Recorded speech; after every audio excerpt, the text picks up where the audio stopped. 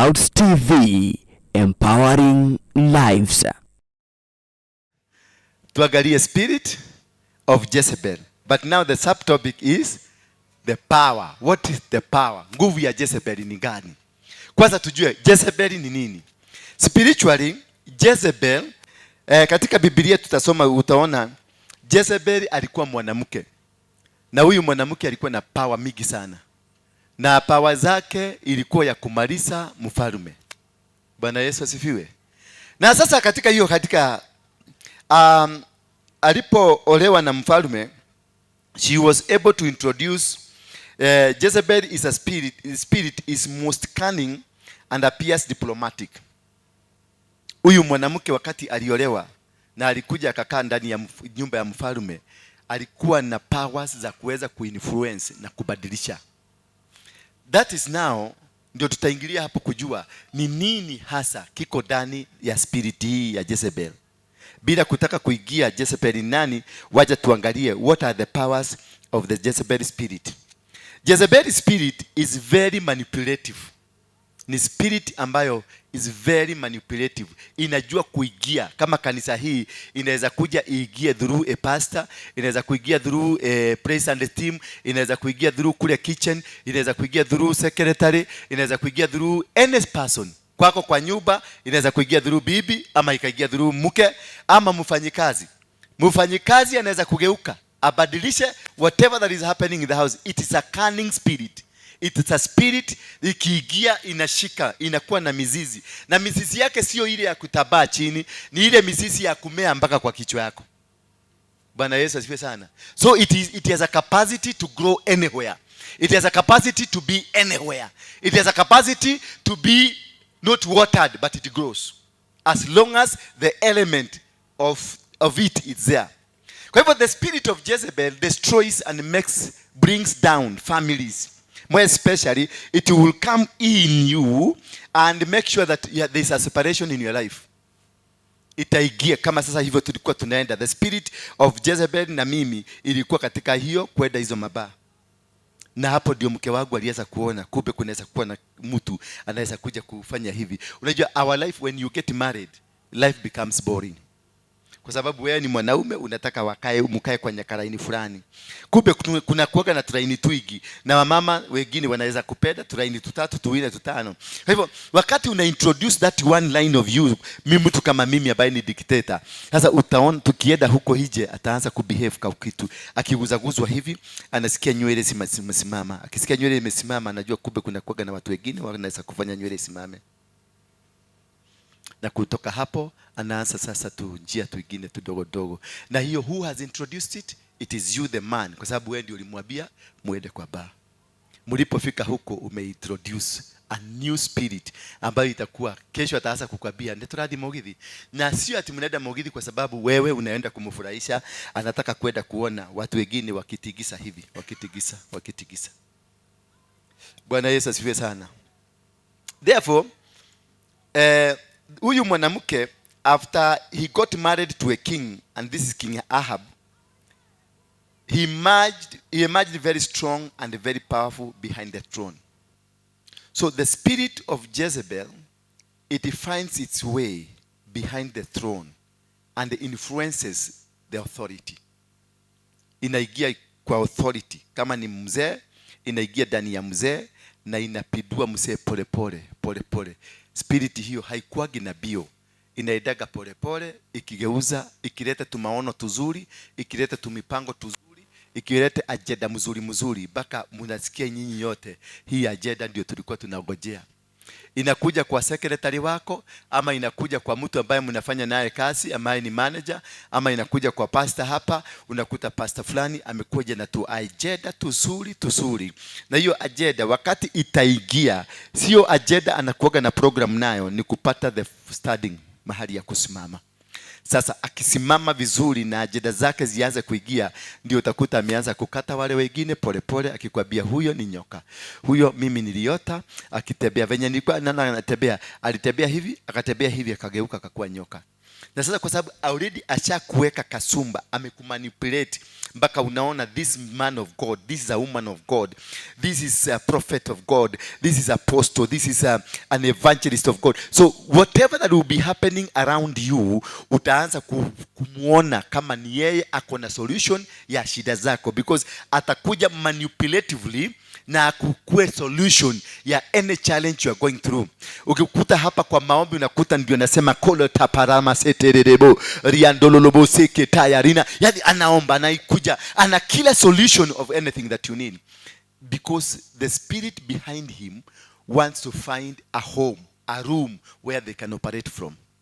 Once they get a room, once your spirit inapata room where to operate from, inaanza kugeuza, na kujigeuza kwake ni kuanza kuua.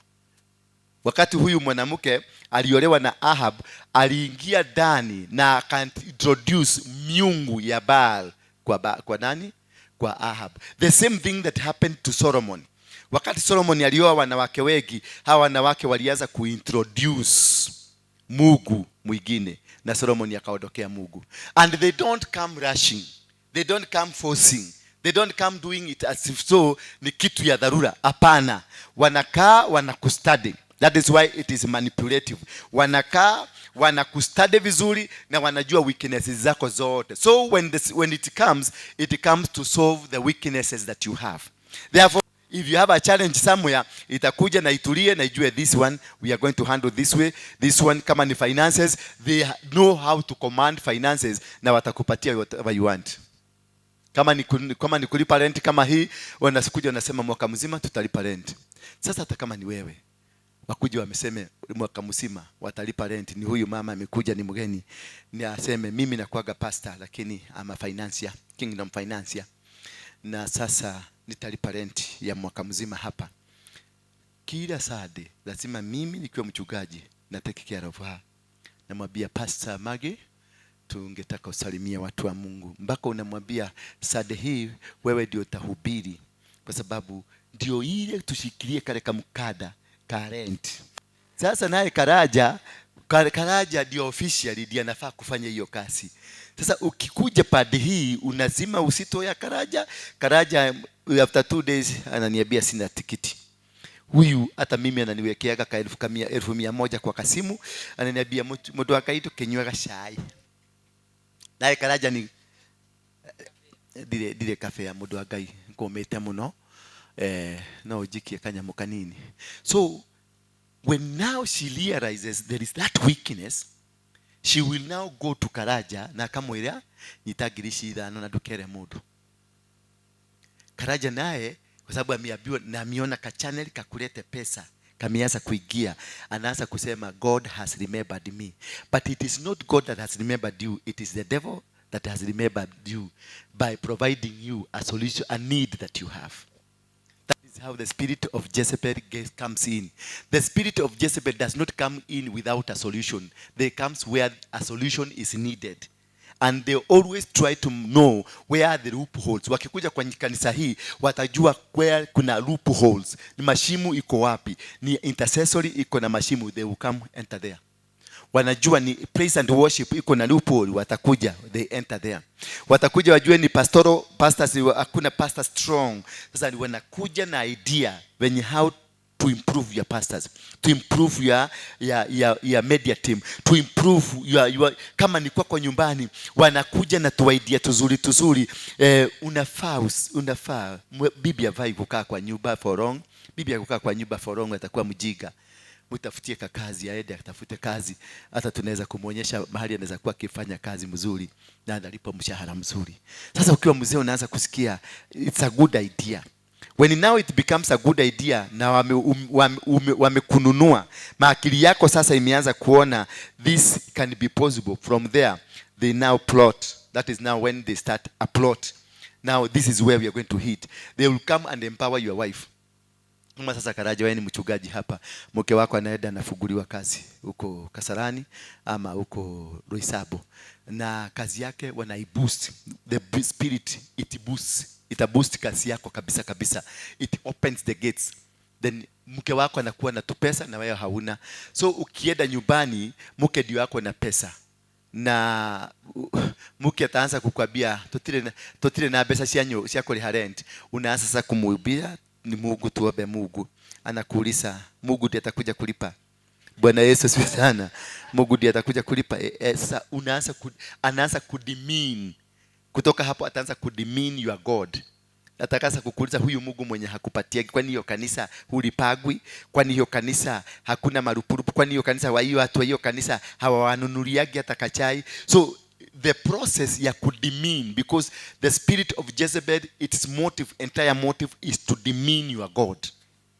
So they will find a way to use you or to separate you, then your God is demeaned.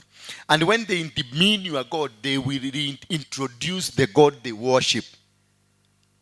Ahab, wakati alioa huyu mwanamke, later on huyu mwanamke aliintroduce the gods of Baal. So wakaacha kumwabudu Mungu wa ukweli, then they started worshiping the gods of Baal, meaning now they have removed you from the platform which you used to address your God with.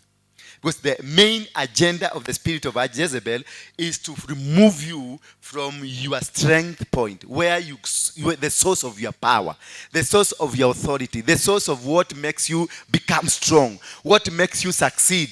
When they come in, watakuodoa pole pole from what can be able to support you. Wanakuodoa kwa marafiki ambao mumelelewa na wao, wamekuwa msaada wako forever. They remove you slowly so that they can be able to find a way of attacking you. Bwana Yesu asifiwe sana. So therefore the spirit, I'm trying to explain to you, to expound to you how they operate, because that is the most important thing. Their morande operation, how they operate, it is more important than what they are, because what they are is the spirit of Jezebel. But how do they operate? Do they operate like they come with fire? Do they operate like they come with war? No. They come cunningly. They come manipulatively. They don't seem to be dangerous. They don't seem that they can destroy. They don't seem that they hate you. They don't seem like they do anything, that there is anything bad can happen to you. They come as comforters. They come as things that you really needed. That the solution they come with, it is a solution that you really needed. Bwana Yesu asifiwe sana. And by the time you come to realize, utakuta wamekupeleka mbali, wamekupeleka mpaka kwa waganga na wachawi. They are so good. They are so good and they are soft. The spirit of Jezebel, it is good, it is real, it is soft. Very caring and very loving. By the time you come to realize, ushamaliziwa na washaondoka, wameenda the other thing. Na spirit of Jezebel, after end of everything, they will kill you.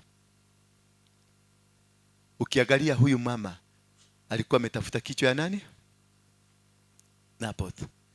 Na ukiangalia New Testament, in the same spirit ndio ilitisha kichwa ya Jonah the Baptist. The same spirit of they kill. The ultimate desire, the plan, and the whole thing, the plan, whatever they spend on you, whatever they do, the time they will take, the end result is to make sure the kichwa has gone. And that is where marriages have gone down, because they achieve that. And once they achieve that, once they grab your husband from you, they will use your husband and then kill that husband. Once they grab your wife from you, they will use your wife and then alone kill that wife. Once they take away your pastor from you, kama kanisa kami Pastor Karaja abebu apelekwa aonyeshwe, wachana na hiyo kanisa, tutakushow pesa ziko zinatoka Ulaya, mafesha, na unatumiwa 1,100, unaambiwa hiyo sio ya kufanya kazi, hiyo ni ya kutuliza moyo. Wewe ununue kasoda ya Fanta, tuliza moyo, kwenda upumzike mahali. Sasa unakumbuka Waruinge anakupatiaga giri moja, na hapo umetumiwa, and this will be a constant money that will be coming at the end of the month. Then what do? Unaachia Waruinge kagiri kake kamoja, mpaka unaweka kwa bahasha shilingi 10,000, unakuja unaekelea hapa kumuonyesha dikoshide na kanyamo. Dikoshide sawa sawa. Unaenda kumpatia giri moja, akamwambia thank you man of God. Be blessed. Be blessed. Be blessed. Unaona sasa hata hawezi kunipatia cash na mkono, anaweka kwa kabahasha, anakuja na bia secretary, patia bishop, mpatie hapo. mwambie ni inaitwa love offering. Mpaka imeandikwa hapo jina kubwa love offering, na amechora karoho na ameduga kadati pale ndani. Bwana Yesu asifiwe sana.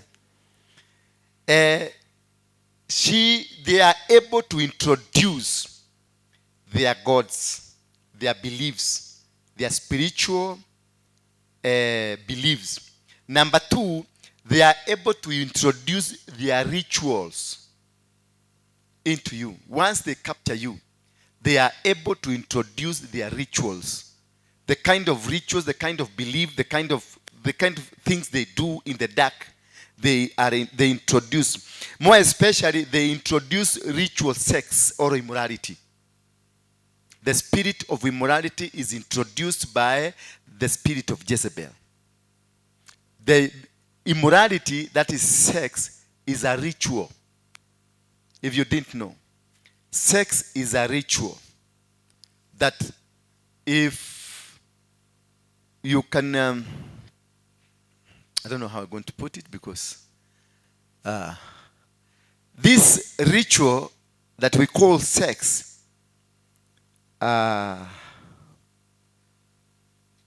because of children we have here,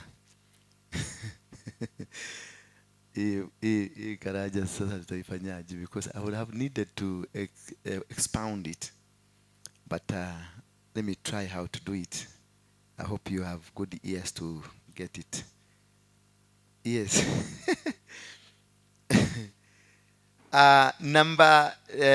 We said they introduced their god, that is Baal. They introduced the ritual sex, that is immorality. And number 3, they introduced temple, that they introduced the prostitution kind of life. But this immorality, sex as immorality, if you look at it, how it happens in a normal circumstance, sex itself is a ritual that is spiritual. Praise be the name of God. It's a ritual that is spiritual.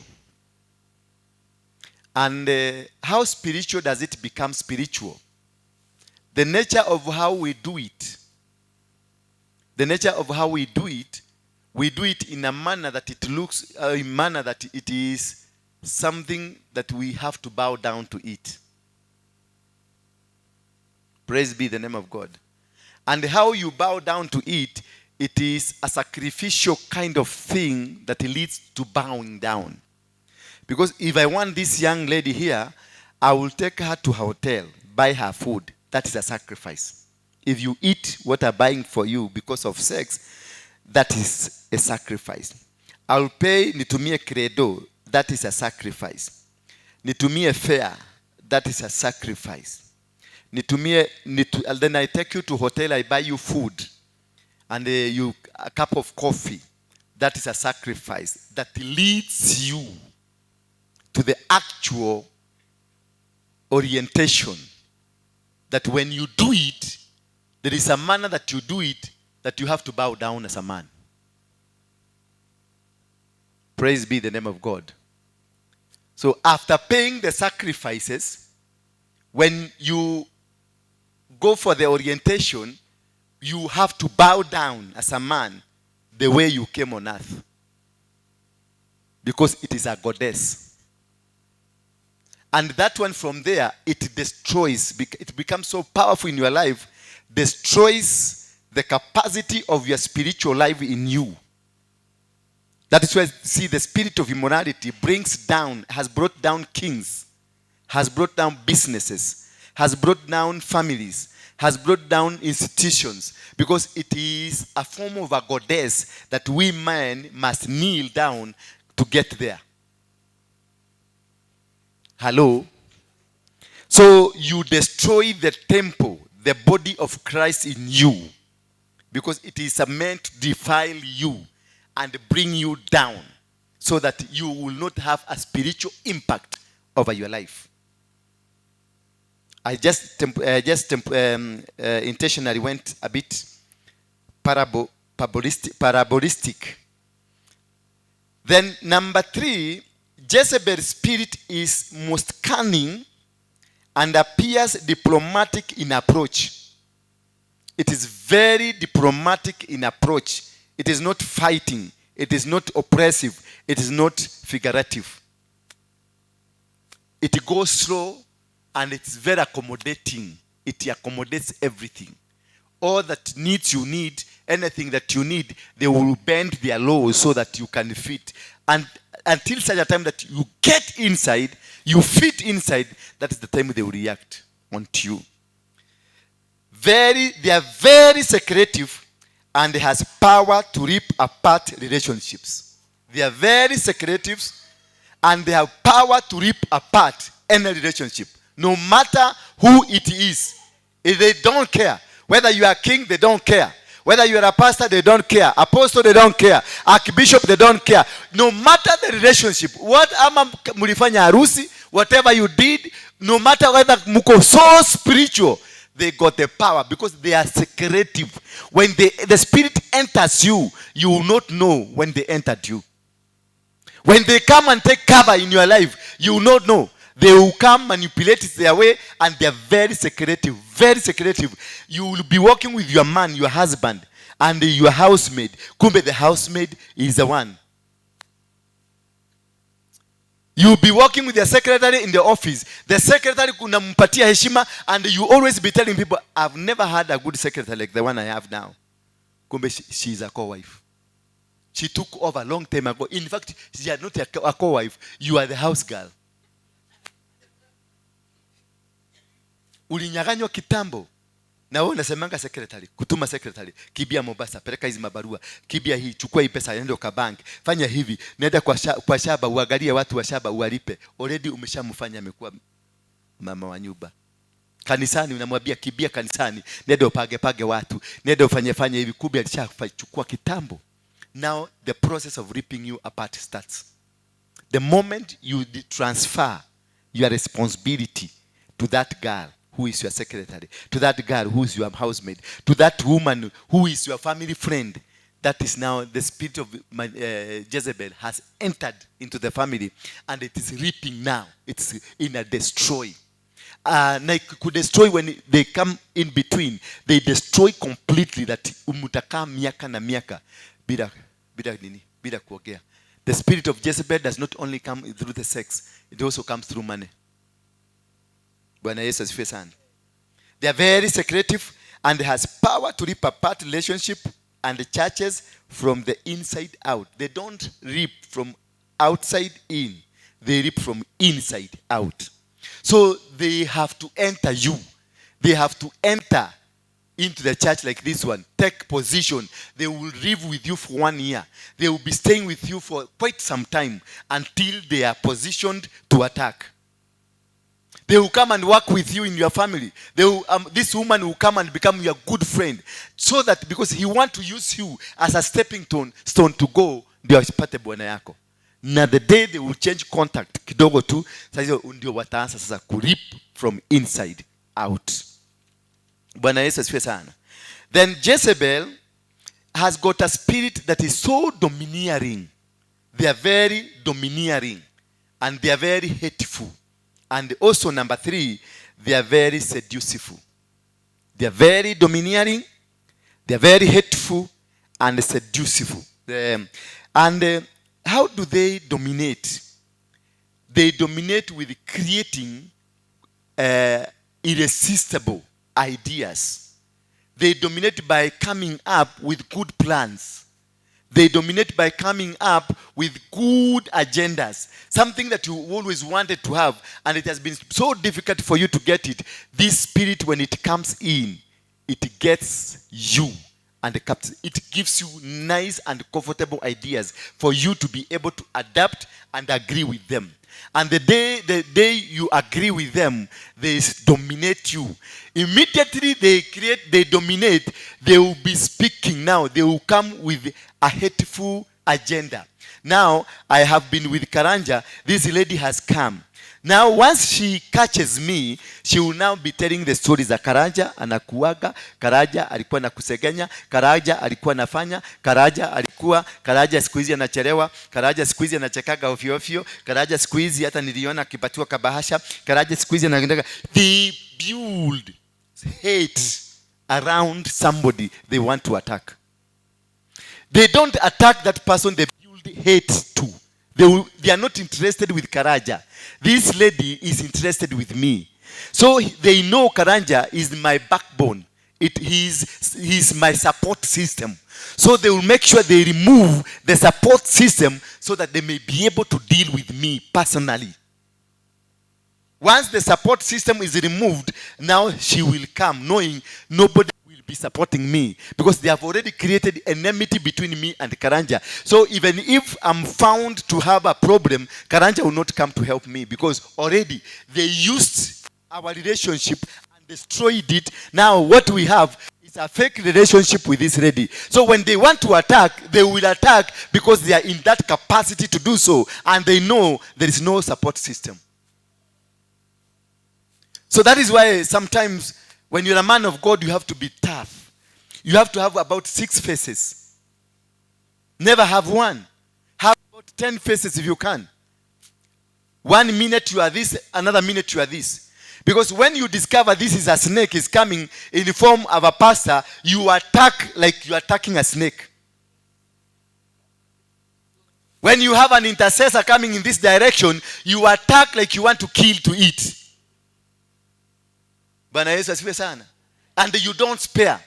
And you make sure that you don't have good friends in the church. Good friends in quote.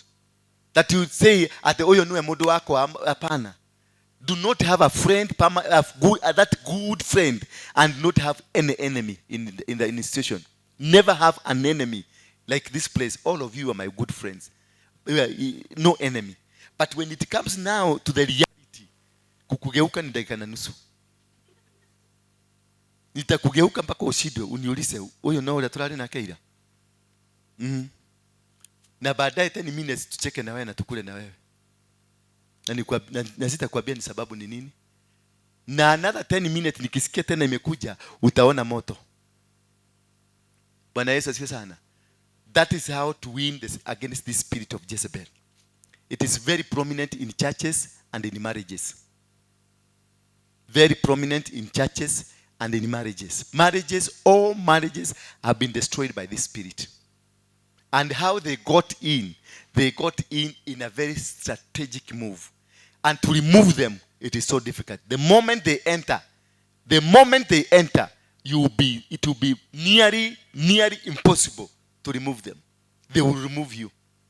And they will seek for your head.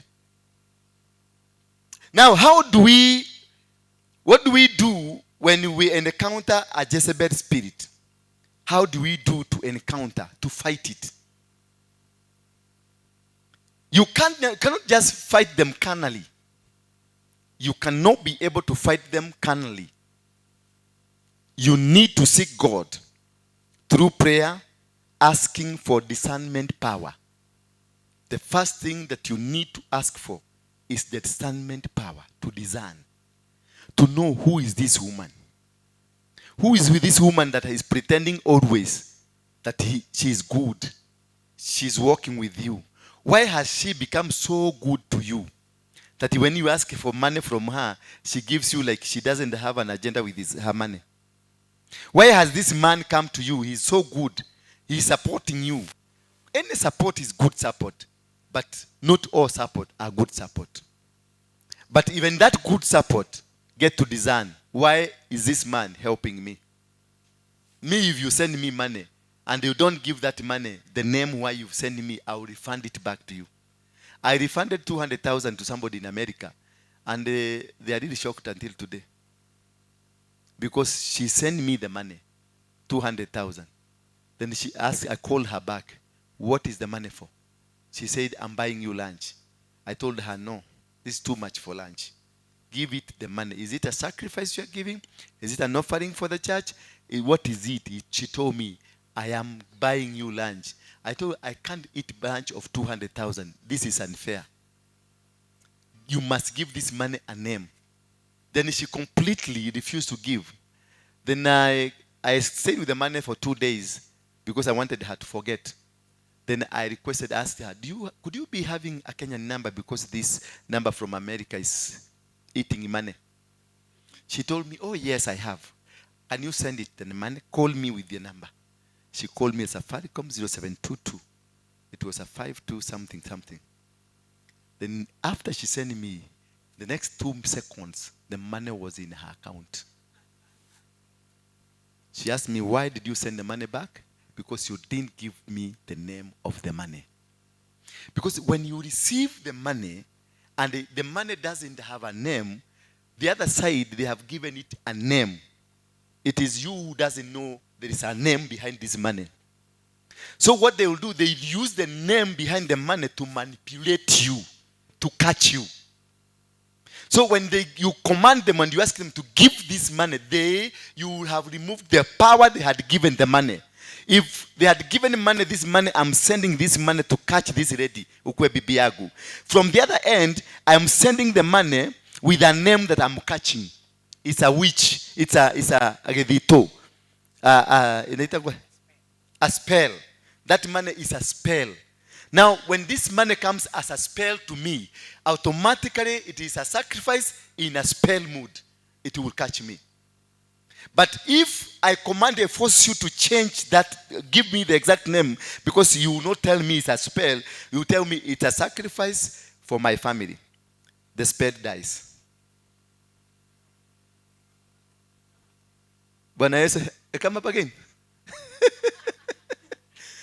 If I send you 10,000 and have not given the name to the 10,000, on my side, I know why. I'm seducing you. So the money will come to you as a seductive tool to seduce you. Spiritually, it will come as a tool to seduce you. If I receive the money and I go eat, you will catch me. It is a gedito. It's a charm. If you send me 100,000, you don't tell me the meaning or the purpose of the 100,000, and I receive. It is only you who knows the reason the money was sent to me. If I want to catch you, I will send you 50,000. Nimekununulia lunch. That is a spell. Because I never explained to you why is it for, what is it for, and why are you sending it to me. So if I accept the money and go eat, it will be converted to be a charm. Umekasirika? Umekasirika? Are we together? Thank you. Say hi to your daughter. Your daughter, go to school and perform well. Yes, utoke kwa hapo, B, the list will be B minus. Yeah. The list will be what? B minus. So the money given, sent to you, becomes what? A charm. And from there, they will take control over you. But when you force them to give a name, you tell them, hii lunch ni kubwa sana, ipatie jina. I'm a man of God. Give it a name. Then she will tell you it's an offering. The charm nature dies. Bwana Yesu asifiwe sana. It dies, now you become the money you can eat. But if they insist not to tell you why, ate nimeona tu daigwa darelio gotomera icio, stop, refuse the money. Tikwarelio arelio. There is something behind the money. So for those who are gluttonous, who eat money because they have seen money, be careful. Be very careful. Nobody has spoken to them. They are speaking. And the money sent to you. So that is why you see, every money you come giving me, I will ask you, what is this for? And if you want to insist to give me on kupitia kwa mkono wangu na kuambia kapeleka kwa madhabahu uwekelee hapo. Because ukiweka hapo chamu, kama ikuna chamu, inakufa. Bwana Yesu asifiwe sana. So that is how they use. That's the strategy they use. So seek God through prayer for asking for the spirit of discernment. so that you can be able to discern. If I want to take you for lunch, you need to know, why am I taking you for lunch? All lunch are not lunch. There is no lunch that is lunch. A lunch has a lunch is never free. You will pay for it at one point. If I take you out, my dear Agnes, if I take you out, one day utalipa. You either pay painfully or peacefully. There is no lunch that is lunch. Lunch is a covenant. When Jesus had the Last Supper, he was able to know what? The betrayal nature. When we eat together, like here we have a cup of tea together, it is a covenant for us all that makes us to know the discerning spirit in me will be able to activate what is in you.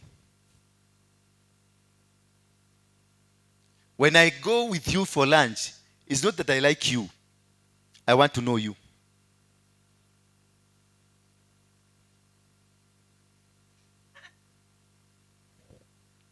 Hi. Hi. I thought you were coming to beat me. What's your name? Tiffan. And what's your name? Favor. And what's your name? Andre. And what's your name? Which class are you? You finished. You are in Form 4. What do you want to get in Form 4?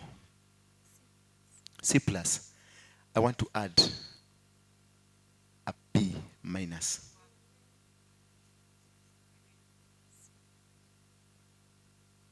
Let me tell you one thing. You used to perform very well. Very well. But you changed from position 10, 7 there. Now you are in position 35 na uko nyuma. Is that true? Yes. There is a girl. And this girl, they practice, and you know them. They practice lesbian. You know them? Yes. They approached you at some point. Yes. You refused. And wakakwambia utaona. Since then you dropped. Yes. Have it back to you. Have it back to you.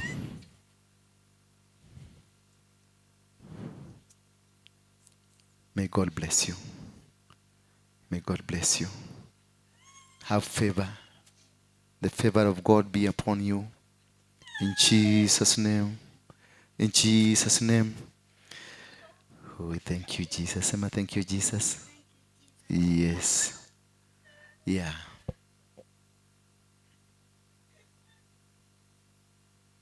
You see, the spirit of Jezebel, they connived. They wanted to recruit her. She refused. They took away her brain. Her brain is used by another girl. So pray for your children. That is why I say, seek God through prayers. Where you can go. You go. No, wait for your sisters. Let her go. So, number B, I've said, how do we encounter? We seek God through prayer by asking God to give that discerning power. Number 2, confront the person under the influence of the Spirit. Can somebody give us Matthew 18, 15 to 20? Matthew 18, 15 to 20. Confront the person under the influence of the Spirit. That person who is operating under that Spirit, the influence of that Spirit, confront that person. Go, because they don't understand what they are doing. They are under an influence, they cannot be able to come out. The charm that was given to them, it is so difficult for them to come out. It's so difficult for them to get out of it. They will not be able if you don't give them a lending hand. Somebody mwenye ameingizwa kwenye madhabahu ya shetani, ameingizwa kwenye hiyo madhabahu ya Jezebel, ni vigumu, hajijui na hajielewi na hajui aliingizwa. Anaonanga maisha ikiwa ya kawaida. Sasa inahitaji kabisa, inahitaji wewe mwenyewe ambaye unaona huyo mtu ako kwenye sida, umsaidie kutoka. You confront that person. Hao watu walitoka. Matthew 15. Matthew 18. You have it? Yes, read it for us.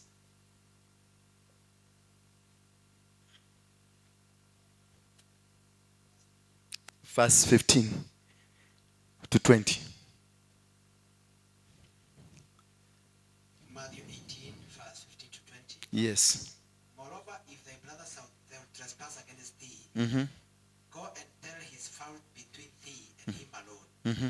If he shall hear thee, thou hast gained thy brother. Mm-hmm. 16. But if he will not hear thee, then Ebu tusome, wacha tusome ingine ambayo si ya thee.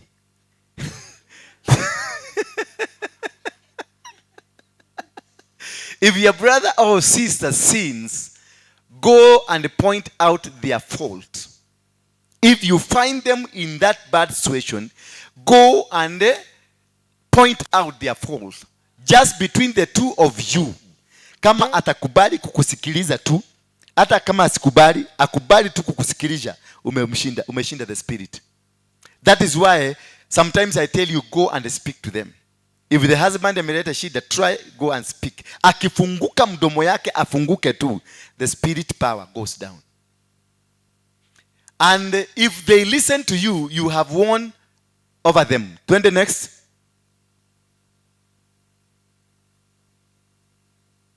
This thing is bringing. But if they will not listen, take one or two others along, so that every matter may be established by the testimony of 2 or 3 witnesses. Now, when they don't listen to you, just in case of anything, you carry a brother, you carry somebody else to go together, so that one day you will tell them, I tried to tell you. Bwana Yesu asifiwe sana. Number 3, identify traits and the demons operating and their possessions. Identify traits. Traits, it is to barabaratwao. How do they behave? How do they talk? How do they listen? How do they walk? How do they you identify traits. I will look at you and start now following you to see how you operate. What are the traits? Una behave namna gani? Unaogeaga namna gani? How do you eat? How do you walk? What kind of language comes out of you? Those are the traits to know you, whether you are possessed by the Jezebel. Ukiona mtu anapenda kuogea migi, hakupatii break, huyo ako na spirit ya Jezebel ndani yake. Ukiona mtu anajua kila kitu, ukienda kutaja ile nguo ya green anai-explain, ukienda kutaja ile speaker ilikuwa imekaa anai-explain, ukienda kutaja madhabahu ana-explain, kila kitu ana-explain, hapo ndani yake kuna spirit of Jezebel. They know everything. Na kama si mpole wa kukaa asikilize, kuna tatizo ndani yake, na hiyo tatizo you need to conquer it. So identify, hiyo ni trait moja ya ku-identify character and the moves zake, so that the character and the moves and the traits will be able to allow you to identify the kind of a demon that is operating inside them. Because there is a demon. Where there is this spirit of Jezebel, they operate through demons. So you will be able to identify what kind of a demon. It could be a demon of immorality, a demon of poverty, a demon of majini, kama vile mapepo zile zinakuja. You will be able to identify what did they send to her. What did they send to him. You can be having a husband who bewitched you and you think it is normal. You can be having a wife who bewitched you and you think it is normal. And you live a normal life with them and you not be able one day to detect until you die because of their cunning nature. Until you get a friend who will come and tell you, hapa kuna matatizo. Bwana Yesu asifiwe sana. And also finally identify their possession. What is their ground? Wamejishikia nini? Wameshikilia wapi? Wameshikilia kwenye biashara, wameshikilia kwenye familia, wameshikilia kwenye kanisa, wameshikilia kwenye ndani ya mapasta, ama ndani ya waimbaji, ama ndani ya wale ambao wako kwenye mitambo. Wameshikilia wapi? What is their possession? Wamekamata wapi? Who is captured? Because one has to be captured for them to live inside. Bwana Yesu asifiwe sana. Jezebel's spirit is a type of evil in Satan's kingdom. It is an evil that is in the kingdom of Satan. It comes directly from Lucifer himself. Praise be the name of God. It is a Luciferic kind of a spirit that is controlled and by the Lucifer himself, and then it is spread tentatively by its tentacles that goes beyond every establishment that you have. So they will control you, they will walk with you, and they will live with you according to how you want to live. If you are mtu wa kucheka, they will be living inside you na kucheka. If wewe ni mtu wa makasiriko, wataingia ndani yako na wataoperate kwako through makasiriko. Na kama wewe ni nabii, ukubalize the spirit of Jezebel, you are a prophet, zitaingia kwako na zitakuwa zikitoa prophecy kama kawaida. Zitatoa prophecy kama kawaida. Na zitatoa accurate prophetic words. Accurate. Not until you have the discerning spirit kujua hiyo ni fake, ile ni mzuri. The intention is to bring that manipulative nature so that the cunning power can get into you, so that you can be able to oshio. Hebu msikilize nabii wa Mungu aseme. Rakataya! Rekepotokota! Riakatatata! Kanisa munaambiwa! Kanisa munaambiwa! Mubadilike! Mubadilike kanisa, watu wa Mungu! Badilikeni watu wa Mungu, mubadilike. Mimi Mungu amesema. Sasa statement ya kwanza is a reporting statement. Statement ya pili, it is ni yeye, ni Mungu amesema. So there is no way God can contradict himself. So that is how you know them. They will give two different statements. Unawasikiliza, unasikia amesema watu wa Mungu mubadilike. Watu wa Mungu munaambiwa.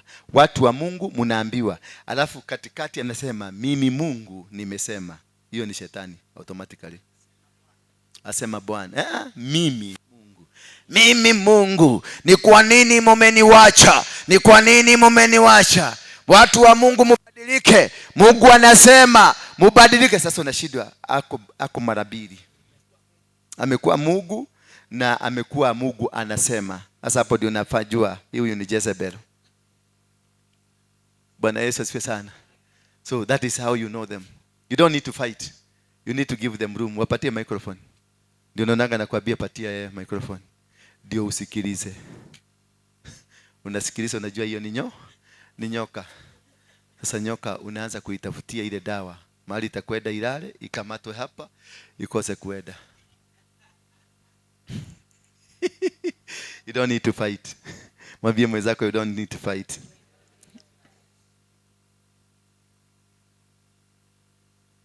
You remember when Jezebel was first mentioned, she aliingia na akapenya.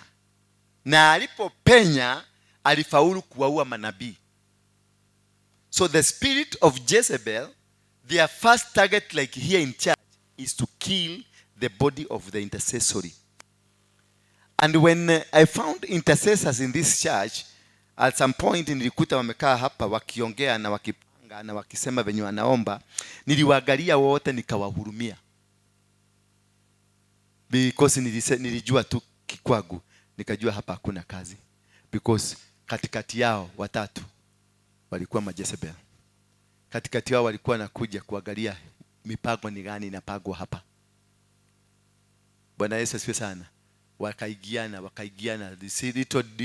kidogo kasikia wameanza kucomplain, kuna kamama kanatusubua hapa. Kashaigia, kashawamaliza. Sasa hawaombi, wana concentrate na kamama. And when you are prayer warrior, haunanga kamama na haunguanga kababa. All people are equal and good before God. The day walianza kuniambia kamama, kuna kamama kanatusubua, nikajua nyinyi mshabebwa, mshamezwa. Kameachieve goal yake. Na kalipofanya hivyo, kaliotoka kwa hiyo timu, kakaenda kwa timu ya wamama wengine. Sasa nikasikiliza, nikakuta wamama, nikaambia, huyo mama msiongee naye. na ukiendelea kuoga na wewe usiniletee ripoti. Kuna mama hapo amelala hapo, nilikakaa kidogo akakuja akaniambia ni kubaya. Mami, kukaa kidogo ulikuja ukaniambia ni kubaya. Ukaniambia kumedhoka. Na nilikuwa nimekwambia hiyo ni nyoka. Huko unamjua, mbona ungenisikiliza umjue through me? Because that is their nature. They will come like this church and make sure they kill all the prophets here. Their motive and their agenda, primary agenda, is to kill anybody who can stand with the church, more especially the intercessors. For those who have been intercessors of this church, I disband you from today, but I rebuild you again, so that you can get out of ile ilichukuliwa, ile yenu ya kwanza ilibebwa, hiyo ilienda. So in the spirit, I have to disband you so that you can start afresh. Hallelujah. Go start afresh from today, and then go seek the mandate and ask God, mutafanya aje? Who is this supposed to be coming here and who is not supposed to come here? Bwana Yesu asifiwe sana. Because once again wakikuja tena watakoil na watamunyoga. Hiyo ndio purpose, the main reason ya the spirit of Jezebel, to finish you. They will come in form of men, they will come in form of women, and they will destroy you. She killed all the prophets during her rule. It is Satan, Jezebel, it is Satan himself, smartest and most cunning evil spirit, simply the most high ranking. The spirit of Jezebel, it is the most high ranking. Hiyo ndio ile tool kubwa kabisa shetani anatumianga. His main tool ambayo anajua, if this one I use, it will destroy. It destroys churches, it destroys everything. So what you need to have specifically, it is not how to fight them, to have a discerning spirit. That's the most important thing of all. To have a discerning spirit so that you can be able to counter them. How do you understand Jezebel's spirit? You will understand a Jezebel spirit is in a church like this one when you have conflicts. This is fighting this, this is fighting this. Na ukiona mtu anakuletea mshene migi, nimeona, nimesikia, nimeona, nimeenda. Musikilize tu, usimudismiss. Musikilize tu, but involve that power of the discerning spirit. God know. Umudizani yeye mwenyewe na udizani wa ile kitu amekwambia. Amekwambia Karaja ni mwizi, usikatae, usiseme Karaja si mwizi. Uende sasa, yeye mwenyewe amekuletea Karaja ni mwizi, kwa sababu lazima wakuwe walikuwa naiba pamoja ndio ajue Karaja ni mwizi. Nikakuja nikakwambia huyu mama anakunywa pombe, anaendaka kwa bar. Mimi lazima nilimuona ndani ya bar, kwa sababu sikumuona nikiwa kwangu, sikuwa na binocular nikiwa kwangu nikamuona, nilimuonea kwa bar. Meaning hata mimi nilikuwa kwa bar either kuhubiri ama kukunywa kama yeye, ama kuuza jugu. So you don't dismiss the message, but can scan the two, then you will know who it is. Na watu ukikuta kila mtu, kila yeye ndio anajua, anaonaga makosa ya huyu, kesho nyingine anakuletea makosa ya yule, kesho nyingine amekuletea makosa ya yule, ujue hiyo ni nyoka. Sasa anza kudili na yeye kama nyoka. Bwana Yesu asifiwe sana. Anakuletea makosa ya bwana yako, anakuletea makosa ya rafiki ya bwana yako, anakuletea makosa ya mtu mwingine, because anataka kubomoa pillars za bwana yako, na wewe ndio akushughulikie wewe mwenyewe. So huyo ukiona amekuja, anza kudili na yeye kama nyoka, na ukae na yeye kama nyoka. Na anytime ukae na rungu kwa mkono ya kuigonga. Bwana Yesu asifiwe sana. It is very destructive, and as I said earlier, it destroys churches, families, and the people of God, and people and God's prophets. This spirit is very, very wicked, cunning, and manipulative. The impacts of this spirit of Jezebel, they tear down families and the servants of God. They tear down families and the servant of God. I remember one day, tukiwa saidi ile ingine, akasmo ndio unaonanga mtu akikuja kuniomba msaada hapa na mtumanga kwa kina Karaja, kina Koki, kina Chiaredi, nakataga kuhado. Nililetewa kasichana kwa sababu wanajua niko una huruma mingi, nikaambiwa kasichana nikaofani. Alipokuja akiwa kaofani, nikakahurumia, nikakashika hivi venye napenda kushika mtu. Kumbe ilikuwa nyoka ninashika. Alafu baadaye kukakaa kidogo, kukasemekana kakapotea. Tukakalipia school fees, tukanunulia nguo na tukaofa kama kanisa tutakuwa tukilipa school fees. 1 year down kakaenda, akakuji, kakamepotea. Kakapotea kabisa, tumenunua school fees na kila kitu. Kakatembea, kalikuwa karafiki, nikamshikanisha, nikalika boy yangu na Susi, nikawashikanisha, sasa wako wanatembea pamoja. Na wakatembea kwangu. Plan ilikuwa kafike tu kwangu na katoke. Na kaenda mpaka na simu na katoke. Sasa 13 months later nikakuja kuchukuliwa na polisi. 13 months later nikakuja kuchukuliwa na polisi. Nikapigiwa simu, nikaambiwa kuja police station, unahitajika. Kufika police station, nikaambiwa ulirepu mtoto 13 months. 13 months ulirepu mtoto wa shule. Sasa nikamuuliza, munipeleke kotini basi, because rape ya 13 months, that is crazy, ridiculous. Ijai kusikika. Sasa nikawaambia, nikaenda kwa OCS, nikamwambia basi do this, kama nilimrape na ukamuimpregnate na ako na mtoto. Nikasema basi niletee mtoto nione. Mimi sikataki watoto wangu. Niletee nimuone. Nikasemekana hawezi kuletwa, wewe ni mtu very dangerous. So nikamwambia basi fanya hivi, kama government we have government chemist, tufanye DNA na mimi nitagharamia, nitaisimamia. Nendeni mfanye, munitishe cost, nitasimamia, because nilijua pale wamerega. Wakiwa sasa hapo, nikaambia OCS do that. Wakakuja wakaambia OCS, hatuna haja na DNA na hatuna haja na kumpima ama kufanya nini, ile tuko na haja nayo kwenda kwanza ufuge hiyo kanisa. Hiyo ndio ilikuwa ajenda 1, nenda kwanza ufuge hiyo kanisa. OCS kumbe ni mwokofu. Akanipigia simu akaniambia hawa watu ni kanisa. Na hiyo mama anakujaga ni member wa hii atarabda ako hapa. Ni member hii klasi yetu. Akaniambia watu wacha niweke ndani. Wa explain wakiwa ndani. Walipoenda wote wakaekwa ndani. Wakasema sisi hatutaki kesi. Na hiyo pregnancy ikapotea na hiyo story ikaisha. Because I discerned. Walitaka tu itoke kwa media. Hawakutaka this other story itoke kwa media. The whole agenda ilikuwa kanisa ifugwe. Bwana Yesu asifiwe sana. Hiyo ndio ilikuwa. By the time nianze kusafisha jina yangu, si kufanya already ni breaking news. So nilifanya tactic. Nikanyenyekea. Nikaambia mkubwa, niko tayari tufanye DNA, anaweza kuwa ni wangu.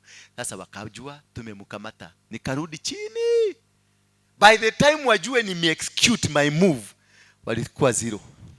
Walitoroka wote na msichana hata siku hii sijai muona. Mtoto sijai ona. At least nione mtoto yangu huyu wa hewa.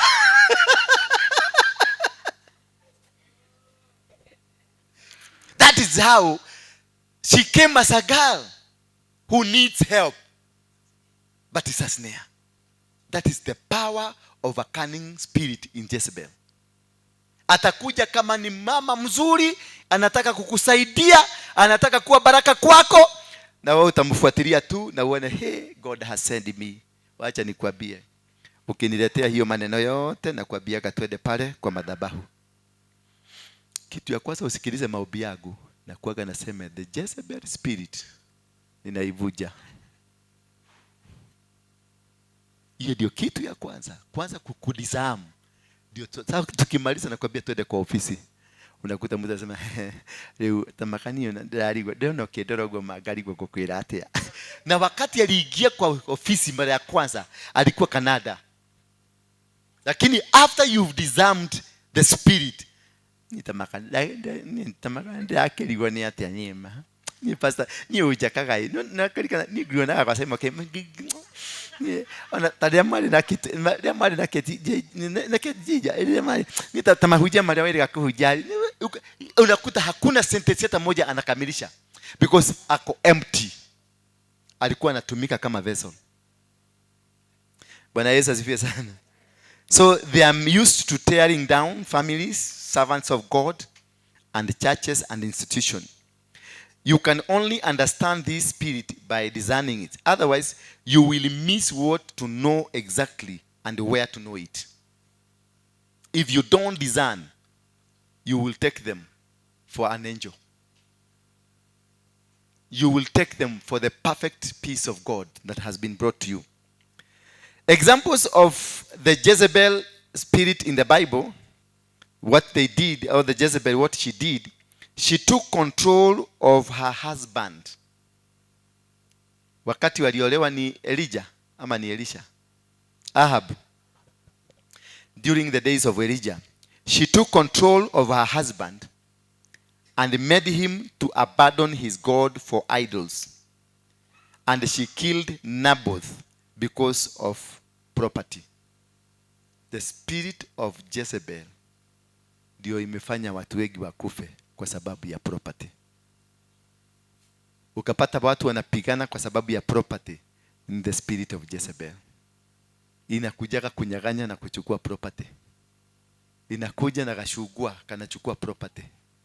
Inakuja na mtoto mmoja katika familia na anakuwa violent, anafukuza hao wengine wote na inabaki ni yeye peke yake na anaua hao wengine na waekea sumu wanakufa. Na inakujaga in the form that you will be there, you think you are together, but they have taken control of you. Na wakishindwa wanakutumiaga mapepo ndio usuccumb to their pressure. How to defeat Jezebel, both in church, in family, and workplaces, raise the ability to discern, as I told you earlier, recognize and confront it. Jezebel operates in a master plan. They have a master plan. They just don't come. And they can do anything at their disposal to achieve their agenda, even if it is to bear false witness against you. They can do anything at their disposal. They got a good plan to destroy you. Even if it's to lie against you, they will do it. Even if to spend money against you, they will do it. They don't mind. They can sell a plot just to deal with you. They can go places just to make sure they bring you down. They do everything at their disposal. Therefore, for you to win, you need a fight back. To fight back physically, spiritually, and must go spontaneously. You need to fight physically and spiritually. And you must do it simultaneously, not one at a time. Confront physically, now you go spiritually. You remember that time tulikuwa na nyinyi kwa mkutano ya usiku, I confronted. And when I confronted her. And she became wild. I also became wild. And I chased her to go, get out of this place. So sometimes, nikigona wewe ni hiyo, uone nikikwambia kanyaga kubwa kubwa, kanyaga kwa sababu mimi ni yule ule tu. Mimi ni Joshua. niko na mandate ya kuchapa. Nitakuchapa tu, jaribu siku moja. That is how you deal with this spirit. You deal with it simultaneously, both physically and spiritually. You don't give room to them. Once you design, now ujue this is it. Don't give any space. Don't give any room. Don't give any chance. Fight back. Fight completely. Kama ni mtu amechukua bwana yako, go spiritually and go physically.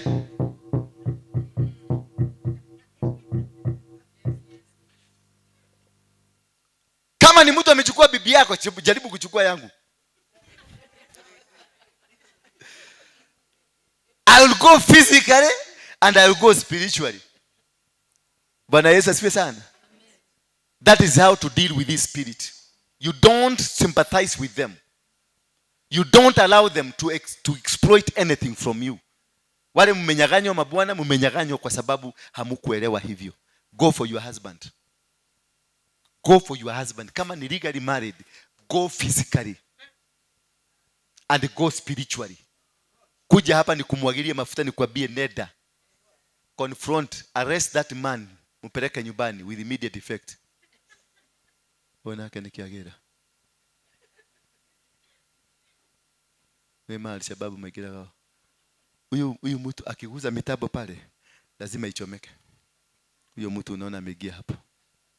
Lazima ako na roho hiyo ya kuchoma mavitu. He is very friendly. Rafiki yangu sana. Na ninamuombeaga sana. Woka kuikatea. Yeah? Umekuja deliverance? Amekuja paka na gitaa. We, huyu mtu asikanyage hapo. Ni vitisho. Hi. Good. I love you. Therefore, for you to win, you must fight back physically and spiritually. Go for those things. Go. Kama ni kazi yako watu waliiba, go for it. Sijui admin juzi gari yake iliibiwa. Na akanipigia simu amelia sana. Mimi nikamwambia gari itapatikana. How many? Imeenda miezi ngapi sasa? 7 months. Tukiwa hapa akaniuliza, sasa ulisemaje kuhusu gari yangu? Nikamwambia gari yako itapatikana. Don't worry. Na utaipata. Jana ndio nilikuwa naangalia kwa Citizen. Yule mjamaa alirudisha kifunguo amekuliwa na nyuki. Huko Bugoma. Aliendewa kwa mganga. Ameenda polisi akiwa uchi, ameshika kifunguo. Ndio hii gari. Ndio hii gari. So mimi niliambia admin, gari yako itapatikana na mwenye yako naye atakupigia simu. 2 days akapigwa simu, kumbe mwenye alikuwa naye ni polisi. Sasa admin akaniambia wacha tuende tukaongea na yeye. Nikamwambia wacha ujiga. Unaenda kuongea na yeye na ni gari yako ni mwizi. Unaenda kuongea na mwizi nini? Nenda ile polisi uliripoti, mwende mchukue gari. Kumbe walikuwa shamchorea. Ageenda ageuziwe, asemekane yeye ndiye ameuza gari ya wizi. Bwana Yesu asifiwe sana. Nimewashokaidia.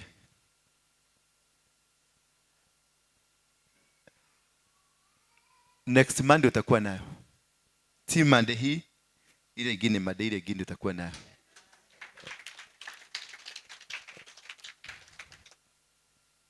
So alienda physically na tulikuwa tumeweka maombi. Amepata mali yake. At least anaiona. Iko polisi lakini anaiona ndio hii. Bwana Yesu asifiwe sana. Wanafanyanga, what are the roles of the spirit of Jezebel? The main agenda is to take away the throne. The main agenda of the spirit of Jezebel, it is to take away the throne. Ufalume, odhamaki, modhuri, mutumia. They take it away. Hiyo ndio purpose ya spirit of Jezebel. Kukunyaganya. Ukuya. Bwana Yesu asifiwe sana. Role number 2, it is to bring idol worshiping, to bring their idols that you worship them, to defraud you from worshiping your God, to defile your agenda with God. That is purpose number 2. And number 3, to kill the spirit of God that is in you. To kill that spirit of discerning, to kill that spirit of wanting, to kill that spirit that is in you. Like here, they watakuja, wanasikia madhabahu ni moto hapa. Their main agenda, wanadili tu na madhabahu. Sio nyinyi, watadili na pale moto iko. Ndio mkwache kukuja. So that is why madhabahu inahitaji soldiers. Inahitaji mapolisi wabaya, wale wanaitwa reke, wa kuchunga madhabahu. Lakini ukikuwa na watu hohehahe, watu mauji ambao wanajiita ni wanaita kwaje? Intercessors. Lakini ni mauji. Watakuja, watachukuliwa, watakuwa defiled hapa na wataenda. More especially, do not allow those prophets sana. Listen to them. Identify, ujue huyu ni nabii wa Mungu, mukubalishe. Lakini sana mpatie tu microphone. Ukiona amekuwa mtu na amekuwa Mungu, usikubali tena. Ati Mungu anasema na ulianza ukisema mimi Mungu nitakuja kuwabariki. Mimi Mungu, watoto wangu mkae venye nataka. Mungu anasema mubadilike. Mimi Mungu sasa unasikia Mungu anasema na yeye Mungu. Sasa unajua hapo iko ukora. Hiyo ni ukora. Hiyo ukora, enda ukifinya pole, finya pole, uweke pale kado. Bwana Yesu asifiwe sana. The last one, the roles of the Jezebel, it is to take control. The one to kill the Lord's prophets is 1 King chapter number 18 verse 4. And also in 1 King chapter number 21 verse 1 to 22, they killed a man so that they can take possession. They can control. So they will come and make sure they kill all the people around here so that they can take control. Sasa watakuja, they replace. Kama tulikuwa na prophets, they are replaced. Kama tulikuwa na pastors, they are replaced. Kama kulikuwa na praise and worship team, they replaced. Kama utakuwa na kikundi cha wamama, kinakuwa replacement. Bwana Yesu asifiwe sana. They also threaten to kill, and whoever protests anything they introduce in this church, for example, anything they introduce, whoever wakikuja na ajenda yao, waanza kuweka, ukikataa kuingia, wanaanza kuthreaten. Utaniona, nitakwendea mlima, utaona. Unahitaji siku 3. Rathiko hicho. Ziko shigana. Ziko nyokwa. Nyokwa na. Mwadhani ya gosho. I hope you umelani kitu. In the book of 2 Kings, chapter number 9, verse 30 to 39, how was she finished? Alimalizwaje? Jezebel. She was thrown out through a window and trampled by horses, but not before she had ruined many. Hallelujah. Yes, they were able to destroy, but because they lacked that discerning spirit, she had already done the damage. So the families nyingi, already you are divorced. Already you are not in. Already marriage imeanguka. Already kanisa imeanguka. That is when mnakuja kudiscover guy nareko nitwamenyete. Nengania acio ria maigirire kanitha eno niguo yagoire. Ria maigirire gwitwo mucii niguo mucii witu wagaraganire. Ria maitu niguo mami majie guteko hitania baba. Already when the damage is already done. So it is very paramount for you to have that discerning spirit. Today I decided to go slowly because I knew every one of you here is affected by this spirit. Every one of you here. And it has hit you hard. And it's already late because the marriage has gone. It's already late because the church has gone. It's already late because the business has gone. It's already late. It's very late because maybe it's your father and he's already late. He died. because of this. But you can redeem yourself. The hierarchy of evil spirit. Let us look at the hierarchy of evil spirits. The evil spirits are different with specific functions of operations. This one we will find them in the book of Mark 3, chapter number 3, verse 20 to 30. Others can cause those they possess to harm themselves. Their nature, they cause those they possess to harm themselves. Like here, I've seen two incidences where two people wamejaribu kuruka kule kwa pale aguke kwa barabara agogwe na gari. Mmoja ni huyu. Na kuna ule msichana anakujaga hapa. So they cause this Jezebel spirit inasababisha wale ambao wako nayo they harm themselves. While others can make people mute or blind. They can mute you or make you not see. Kuna watu ni vipofu lakini si vipofu, ni kufugwa walifugwa. Kuna watu wamemute hawaongeagi lakini si mute, ni kufugwa amefugwa na hiyo spirit. Unakuta brother yako alikuwa anaongea vizuri, brother yako he used to be very talkative, your brother used to be so good. Niki kiale ile moro wa maito kaidaragia turagaitaga rota taragia. It is the spirit of Jezebel.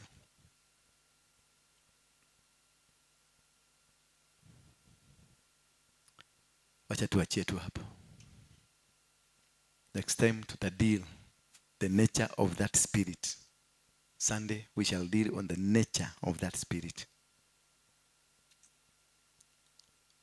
How many of you are happy? Unajua nimekosa kuendelea. The more I'm talking, the more you are care-hard. The care is getting you. Because I can see how you are relating to this story. I can see how you are relating to what happened to your family. I can see how you are relating to what happened to your church. I can see how you are relating what happened to your husband. Bwana asifiwe sana. Oh yeah.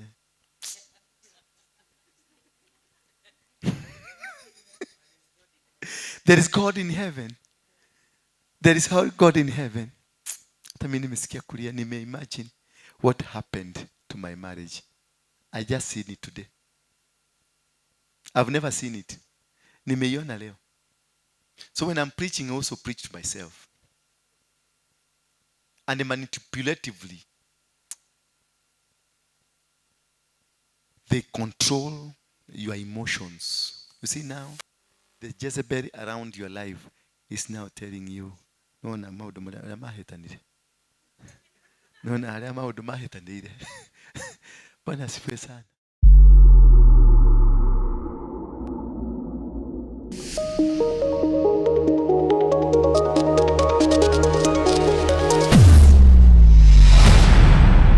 Bethel Clouds TV, empowering lives.